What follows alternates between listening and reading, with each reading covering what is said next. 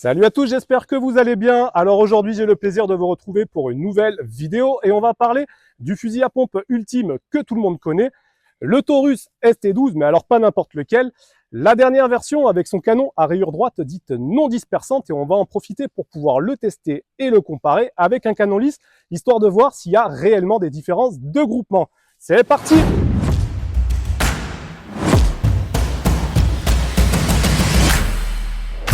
Alors les potes, on va commencer par une présentation succincte de ce Taurus. On va pas s'étaler trop longtemps, ça a déjà largement été fait sur les réseaux. Et donc, en partant de l'arrière, vous regardez immédiatement que la crosse n'est pas d'origine. Alors d'origine, quand vous le recevez, ce Taurus, il est équipé avec celle-ci. Donc c'est une crosse qui est relativement sympa. Mais moi, pour des raisons esthétiques et surtout des raisons de confort, j'ai voulu lui greffer une crosse Fab Défense que ma foi, je trouve plutôt sympathique. Déjà, esthétiquement, elle est très belle et en plus de ça, elle est équipée d'un busque réglable 3 positions qui va agrémenter le confort de tir. Alors sur ce Taurus, bien évidemment, on va retrouver, comme sur tous les fusils équipés d'une crosse AR-15, un buffer tube qui va également renfermer un petit tube de crosse. Et à l'intérieur de ce tube de crosse, on va retrouver un ressort qui a été mis sur les dernières générations pour pouvoir un petit peu éponger, absorber le recul de ce calibre 12, ma foi, somme toute viril. Ensuite, on va arriver sur forcément le boîtier de culasse qui est en alliage d'aluminium. Alliage d'aluminium avec une poignée pistolet qui est très agréable au niveau de l'appréhension. Un pontet, pareil, qui est en alliage d'aluminium et une queue de détente qui est plutôt sympathique. Alors c'est un fusil que je n'ai pas encore testé, on va le faire ensemble, il va tirer ses premières cartouches aujourd'hui en vidéo et on pourra avoir un petit peu plus de détails et d'appréhension sur cette queue de détente. Sur le dessus du boîtier de culasse, on retrouve un rail Picatinny. Ce rail Picatinny va nous permettre de monter un point rouge, donc c'est un point rouge que vous avez déjà vu dans mes précédentes vidéos, notamment la vidéo de l'Alaskan, donc point rouge en CMOA, qui pour moi conviendra tout à fait sur un calibre 12, puisqu'il va permettre une acquisition de cible rapide, et ça va me permettre aussi de tester sa résistance au recul. On arrive sur le tube magasin. Alors tube magasin, catégorie C oblige, donc capacité 4 cartouches plus une en chambre, donc c'est un 4+1. Une pompe, alors en polymère avec un grip qui est plutôt agréable, plutôt sympa au niveau de l'appréhension. Vous avez également donc des rails Picatinny qui ont été montés sur l'avant de la pompe, donc vous en avez 3, un à 3 heures, un à 6 heures, un à 9 heures, comme vous le voyez ici.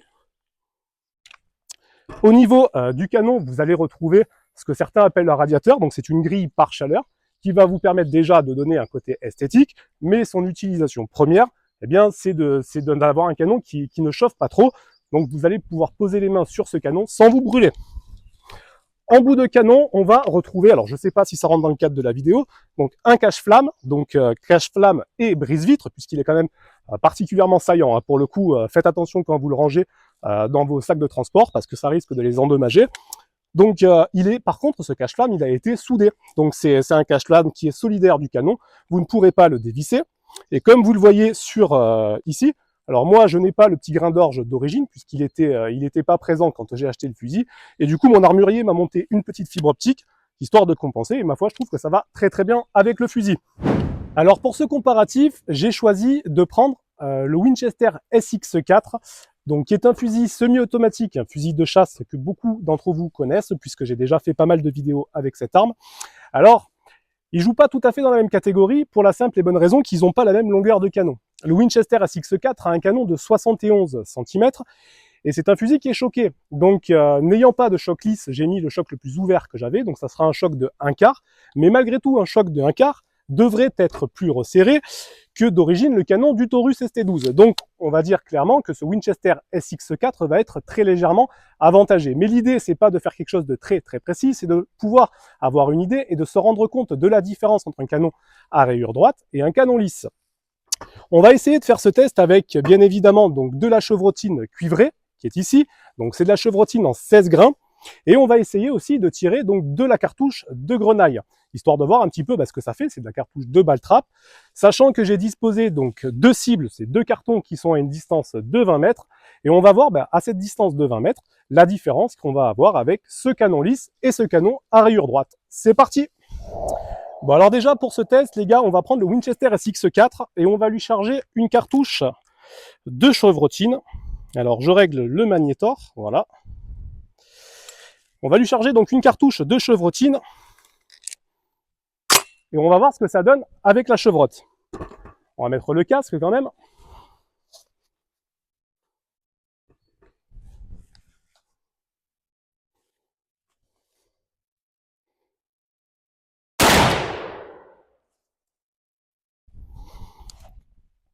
C'est réglé, le support il n'a pas supporté.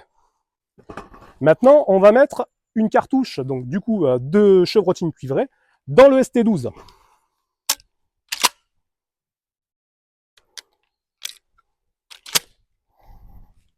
Pareil, on va remettre le casque.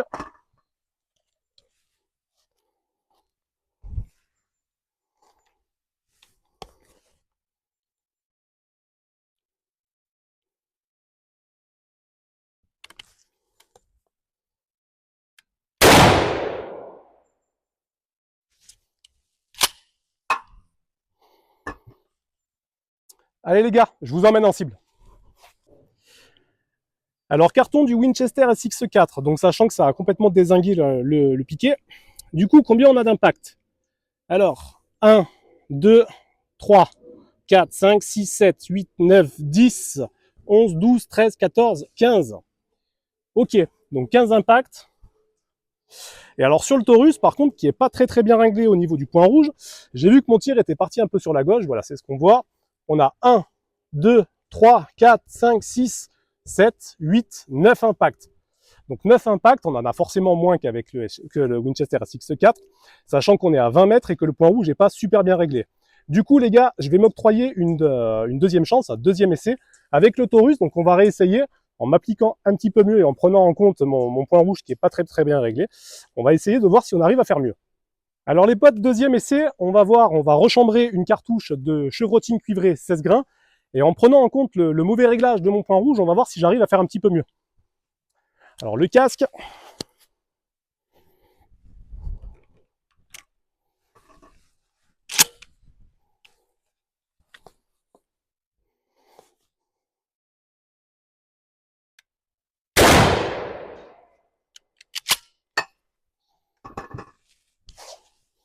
On va voir. Bon alors les gars, au niveau du résultat, sachant que les premiers, je les avais rayés pour pas qu'on puisse les mélanger, on a 1, 2, 3, 4, 5, 6, 7, 8, 9, 10, 11, 12, 13. Et ici, je me demande même s'il n'y en a pas eu deux qui sont rentrés. 13, 14. Bon, en tout cas, 13-14, les gars, c'est pas mal. Alors, on voit clairement que le point rouge n'est pas correctement réglé. Du coup, on groupe vraiment sur le haut à gauche. Mais avec un point rouge bien réglé, on a quand même les 14 impacts qui sont vraiment bien groupés sur le carton. Donc, clairement, le canon à rayure droite, il remplit pour le moment son job. Maintenant, on va l'essayer avec de la grenaille et je vais essayer de baisser un petit peu plus mon tir, de le mettre un petit peu plus à gauche pour pouvoir recentrer tout ça et compenser le mauvais réglage du point rouge. Allez, on y va. Bon, bah, finalement, pas si mal, hein. Comme vous l'avez vu, franchement, on a 14 impacts sur le carton à 20 mètres. Et franchement, je trouve ça beau hein, pour un canon à rayure droite, sachant, comme je le disais tout à l'heure, qu'on est désavantagé par rapport au Winchester SX4, qui a un canon qui est plus long et qui est choqué. Maintenant, on va y aller avec de la grenaille. Je vais essayer de compenser un petit peu le réglage du point rouge qui est pas terrible. D'ailleurs, ce réglage, je l'ai fait à la va-vite avec, vous voyez, les douilles laser là qu'on met à l'intérieur de la chambre. Et comme quoi, bah, c'est pas super précis ces douilles laser. Hein. Faut vraiment, voilà, c'est pour se rapprocher un petit peu de la cible. Et puis après, il faut peaufiner les réglages. Bon, on y va avec de la grenaille. Donc Winchester SX4 en premier, comme tout à l'heure.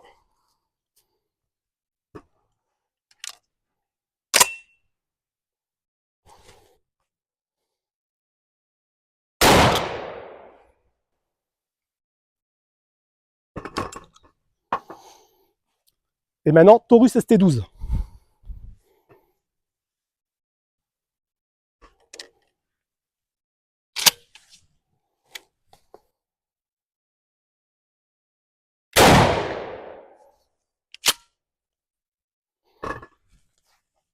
Allez, je vous emmène en cible. Alors les gars, au niveau des cibles, alors je sais pas si vous allez bien voir.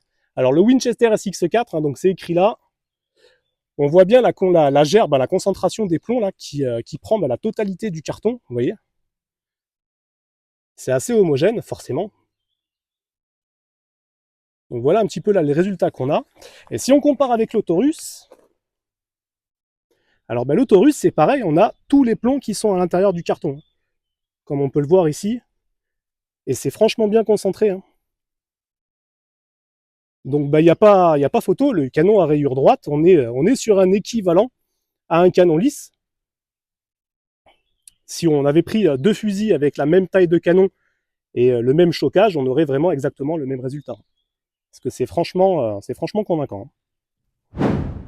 Bon alors forcément les amis, je vais pas vous laisser comme ça. Je vous ai réservé un petit bonus. Alors vous savez que le fusil à pompe, ça peut tout à fait être une arme qu'on a envie d'amener à la chasse pour les chasseurs. Donc c'était intéressant de pouvoir tester ce canon à rayure droite pour voir un petit peu comment ça groupait, pour ceux qui ont envie de faire de la chasse aux migrateurs ou alors avec du petit gibier. Mais il y a d'autres personnes qui réservent le fusil à pompe pour une utilisation en home défense, en défense de domicile. Donc forcément, je ne pouvais pas vous laisser comme ceci, il fallait qu'on puisse tester sur une situation de défense, à savoir un petit peu comment ça réagissait avec de la chevrotine cuivrée. Donc qui dit situation de défense, on parle d'une distance comprise entre 3 et 10 mètres. Généralement, on est plus sur des distances de 5 mètres. Donc naturellement, j'ai invité notre ami Jean-Michel Passoire à faire le cobaye qui s'est positionné à une distance de 5 mètres pour voir ce que ça fait sur un mannequin de tir de la chevrotine cuivrée tirée dans un Taurus ST12 à rayure droite. Allez, on essaye.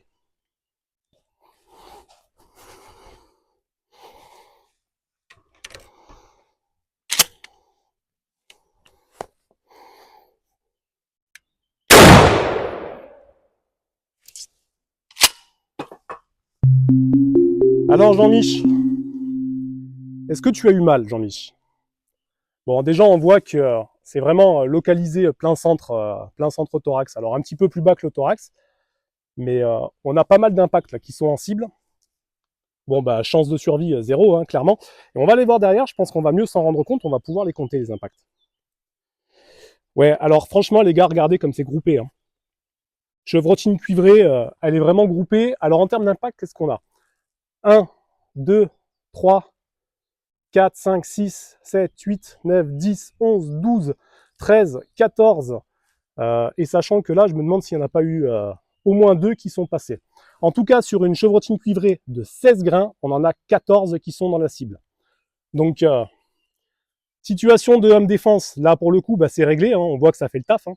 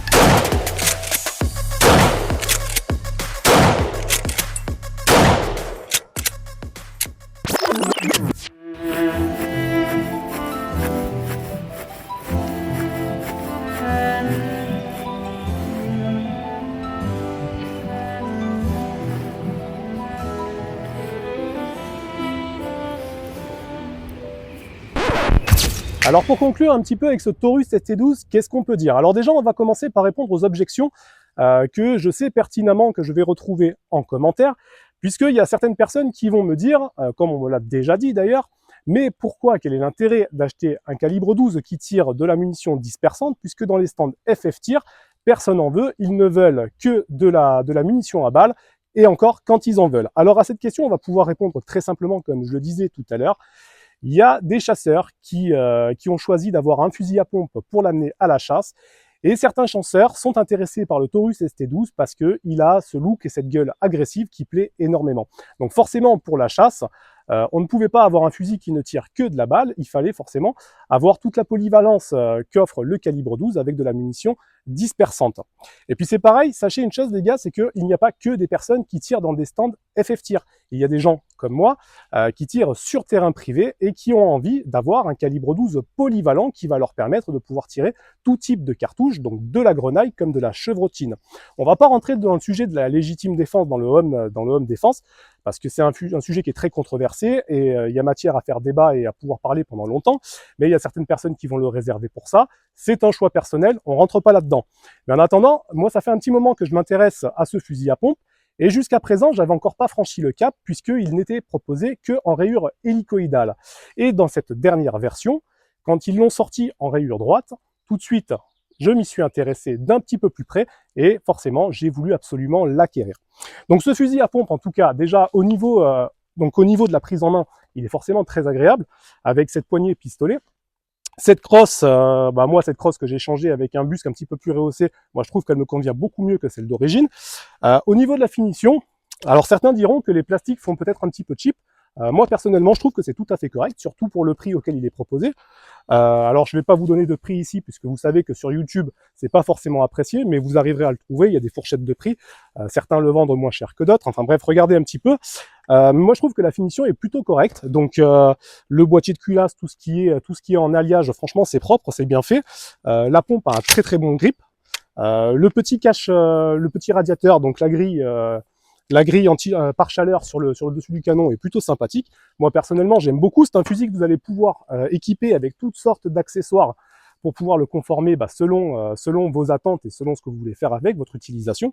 Donc très pratique. Moi personnellement, j'ai choisi d'y mettre là sur le côté une petite lampe au light, donc toute simple, hein, que je viens glisser. Et je trouve que voilà, au niveau des commandes, c'est pratique parce que quand vous tenez le fusil, que vous avez la pompe en main, vous avez directement accès au bouton. Donc plutôt sympathique. Ma foi, le fusil à épauler est plutôt agréable.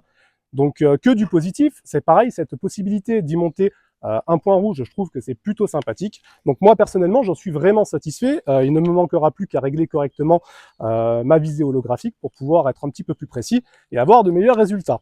Donc moi personnellement, j'en suis satisfait. Et encore une fois, comme on a pu le constater, ce canon à rayure droite est clairement un équivalent à un canon lisse.